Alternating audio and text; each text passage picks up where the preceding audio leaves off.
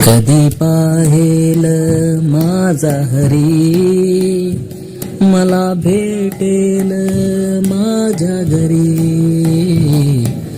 कधी पाहेल माझा हरी, मला भेटेल माझ्या घरी.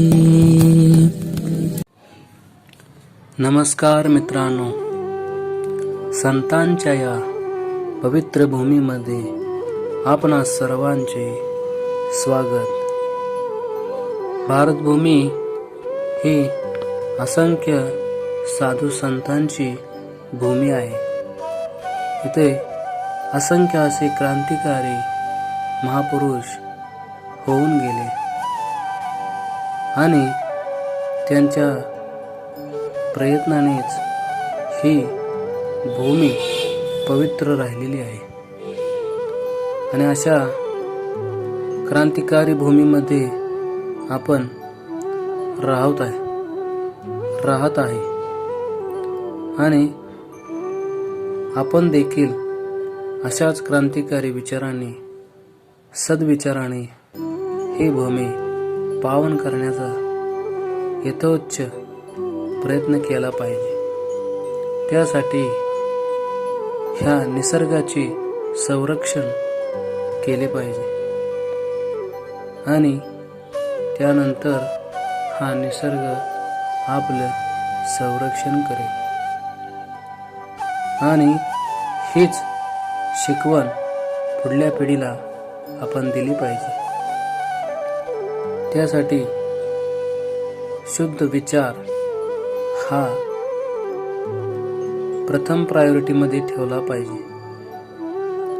विचार शुद्ध असेल तर माणसाची कर्म सुद्धा शुद्ध होतील. त्यासाठी संत शिकवण उपयोगाची आहे. त्यानंतर क्रांतिकारी विचारांची सुद्धा जोपासना केली पाहिजे आणि या दोन्हींचा समन्वय घालून एक चांगला असा समाज निर्माण केला पाहिजे. त्यासाठी शुद्ध भक्ती पाहिजे, शुद्ध कार्य पाहिजे आणि देशभक्ती सुद्धा पाहिजे. त्यामुळे उत्तम अशा समाजाचं निर्माण होईल आणि या निसर्गासाठी तो समाज उपयुक्त ठरेल. त्यासाठी वृक्ष लागवड, वृक्ष संवर्धन आणि वृक्ष संगोपन सुद्धा केलं पाहिजे. त्यानंतर जलसंवर्धन, जलशुद्धीकरण आणि जलाची योग्य त्या मात्रेमध्ये वापर केला पाहिजे. आपण रोजच्या जीवनामध्ये वापरणारी केमिकल यांचा वापर आपण कमी केला पाहिजे आणि याचे ज्ञान समाजात दिले पाहिजे. प्रत्येकाने आपले काम हे उत्तमाचे केले पाहिजे. त्यामुळे आपल्या देशाची प्रगती ही निश्चितच होईल आणि असे केल्याने सर्वजण वसुधैव कुटुंबकम या भावनेने जगतील. त्यासाठी संत शिकवण महत्त्वाची आहेच. नामदेव महाराज एका ठिकाणी असे म्हणतात, नामाचा गजर गरजे भीमा तेर, महिमा साजे थोर तुझ एका. तर आपल्या लक्षात घेण्याची गोष्ट अशी म्हणजे भक्ती आणि जे काय आपण कर्म करतो हे वेगळं समजण्याचे आपण चूक करतो. ही चूक न करता भक्ती वेगळी नाही, कर्म वेगळं नाही. जे सर्वांसाठी उपयुक्त आहे तीच भक्ती आहे, तोच परमेश्वर आहे. परमेश्वर या वेगळा दुसरा असा नाही. फक्त त्याला समजण्यासाठी असंख्य असे साधू संतांनी जन्म घेतलेला आहे. त्यावर तिने प्रकाश टाकलेला आहे. परंतु आपण या द्वैत जीवनामध्ये अडकून त्या प्रकाशाकडे लक्ष न देता आपण स्वबुद्धीनं अज्ञानाची वाटचाल करत आहे. ही वाटचाल बंद करायची असेल तर संतांची शिकवणच पर्याय आहे.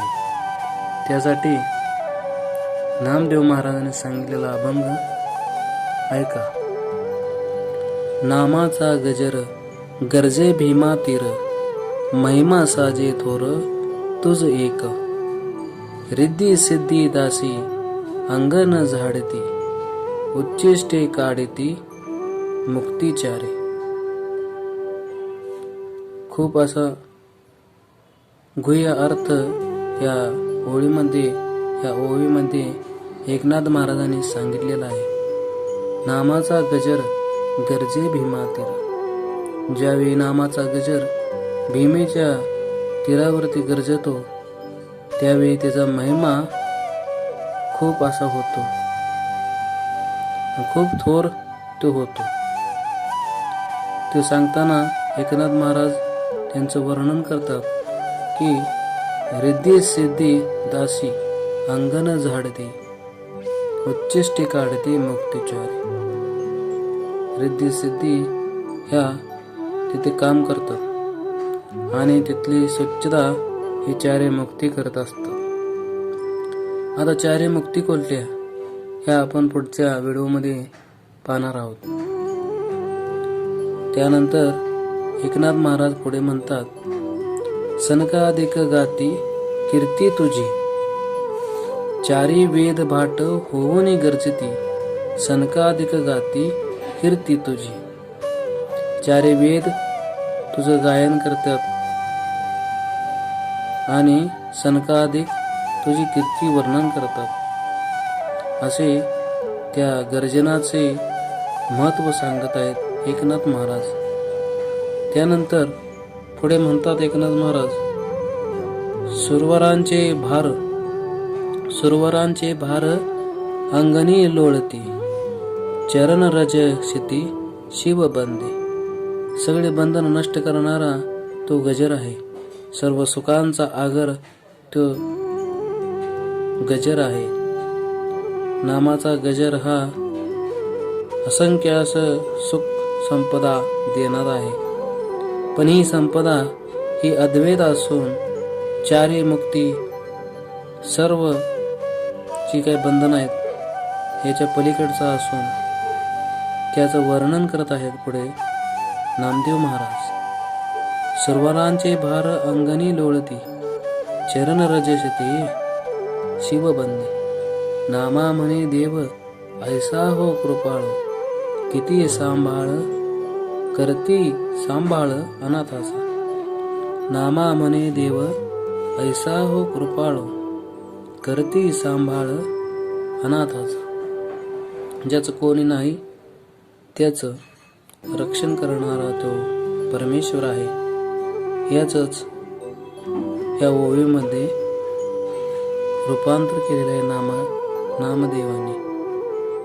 नामा म्हणे देव ऐसा हो कृपाळ, करती सांभाळ अनाथाचा.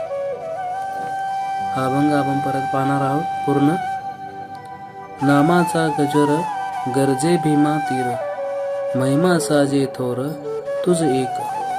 रिद्धी सिद्धी दासी अंगण झाडती, उच्चिष्टे काढती मुक्तिचारी. चारी वेद भाट होवोनी गरजती, सनकादिक गाती कीर्ती तुझी. सरोवरांचे भार अंगणी लोळती, चरण रजशती शिवबंदी. नामा म्हणे देव ऐसा हो कृपाळू, करती सांभाळ अनाथाचा.